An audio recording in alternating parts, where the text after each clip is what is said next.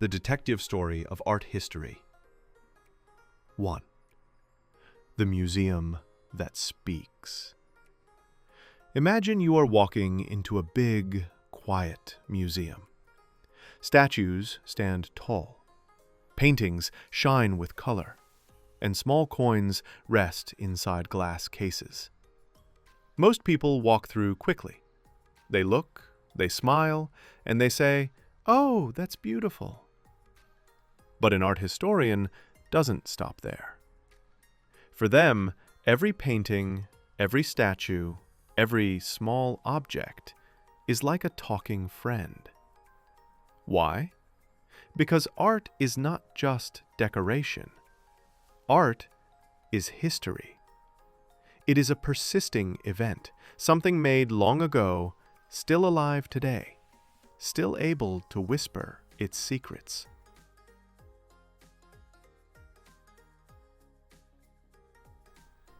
2. Art and history together. People often think history is invisible. It is events, wars, kings, queens, and everyday lives, things that happened long ago and now are gone. And people think art is only what we can see today, paintings on the wall, buildings standing in the sun. But art is both at once. Art is history you can see, touch, and sometimes even walk inside. When we look at an ancient temple, we are not only looking at stone. We are looking into the lives of the people who built it, prayed there, and dreamed under its roof.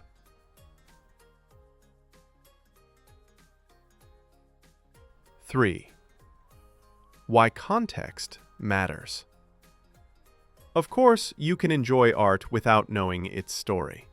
You can stand before a painting and think, "Wow, so colorful." But if you want to truly study art history, you must learn about its context. Who made it? Why was it made? Where was it placed? Who looked at it? An artwork is like a puzzle. Only when you put all the pieces together does the picture make sense. 4. The expanding world of art. A long time ago, art history focused only on 3 things: painting, sculpture, and architecture. These were called the fine arts. But today, the world of art history is much bigger. We also study coins, jewelry, pottery, and mass-produced books. We study photographs, digital art, and even performance art, where the artist's body and actions become the art itself. So now, art history is like a giant garden. Every kind of art, old or new, big or small, has a place to grow. 5. The 5 detective questions. Art historians act like detectives. They always ask 5 questions. Question 1. How old is it? Dating art is like solving a mystery. Sometimes they check the materials. For example, the rings of wood in a statue's base can show its age. Sometimes they read documents, a contract that says, "Painted in 1450 for the king." Sometimes they look for clues inside the art, the hairstyle of a queen, the clothes of a soldier, the furniture in the room. Sometimes they use style. Every time period has its own look. Each clue is like a clock, ticking softly in the background, waiting to be read. Question 2. What is its style? Style is the handwriting of art. There are 3 main kinds. Period style, connected to a time. Example, ancient Greek art looks stiff and calm, while Renaissance art is balanced and realistic. Regional style, connected to a place. Example, French Gothic cathedrals rise tall like spears, while Italian Gothic ones are wide and strong. Personal style, connected to one artist. Example, Van Gogh swirls with thick paint. Picasso breaks shapes into cubes. An artist's style is like a fingerprint, unique and personal. Question 3. What is its subject? Every artwork tells a story. It may show a saint in prayer, a hero in battle, a god or goddess from a myth, a farmer working in the fields, or even just a bowl of fruit. But look carefully. Symbols hide in the pictures. An eagle might not just be a bird. It may stand for St. John. A scale might not only weigh apples. It may stand for justice. This study of symbols is called iconography, a picture language where every object can mean something more. Question 4. Who made it? Some artworks are signed, "I made this," but many are not.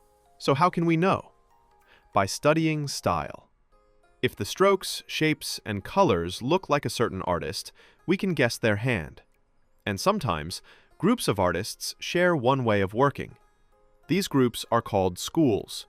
Not schools with classrooms, but families of style, bound together by time and place. Question 5. Who paid for it?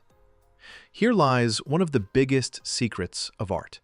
In the past, most artists did not choose what to create. A king might command, "Paint me as a hero!" A pope might demand, "Fill my chapel with saints!" A rich merchant might request, "Show my family in fine clothes." The artist obeyed. The one who paid, the patron, had the power. So, behind every masterpiece is not only an artist's hand, but also a patron's voice. 6. The language of art. To be an art detective, you must learn the language of art. These are the words that describe what you see. Form and composition. The shapes and how they are arranged, like pieces of a puzzle. Material and technique.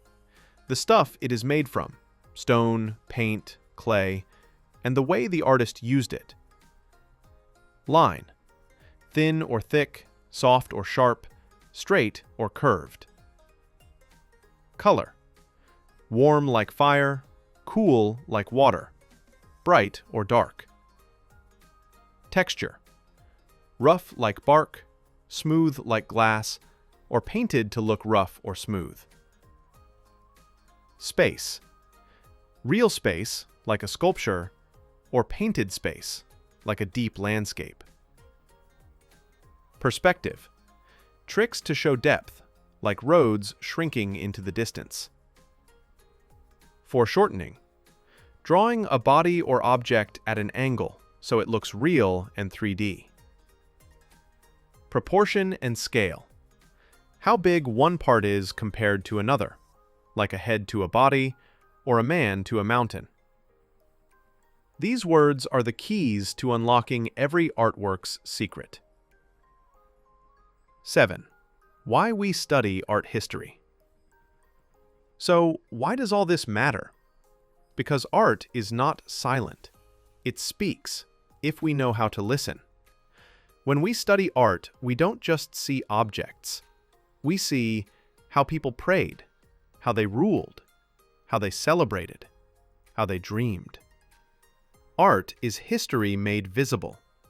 It is a window, a doorway, a time traveler. And you, as an art historian, are the detective who can open the window, walk through the doorway, and listen to the voices of the past.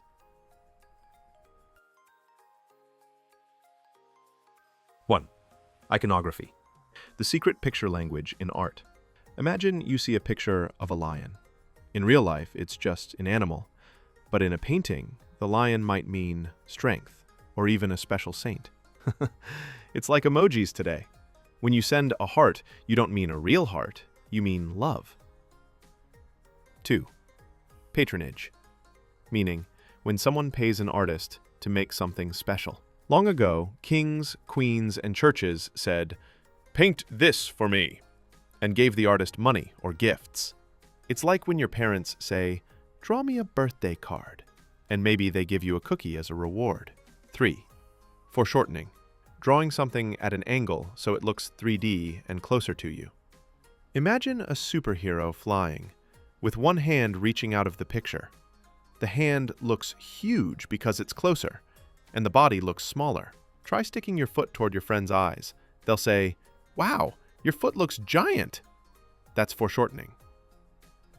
4. Perspective, a way of showing distance in art. When you draw a road, it looks wide near you, but gets smaller and smaller far away. Look at train tracks. They seem to meet at the end, but we know they don't. That's perspective. 5. Proportion, the size of one part compared to another part. If you draw a person with a tiny head and huge hands, it looks funny. But if the head, arms, and body are the right sizes, it looks real. Think of your favorite toy doll. If the head is as big as the body, it looks strange. Proportion makes things look natural.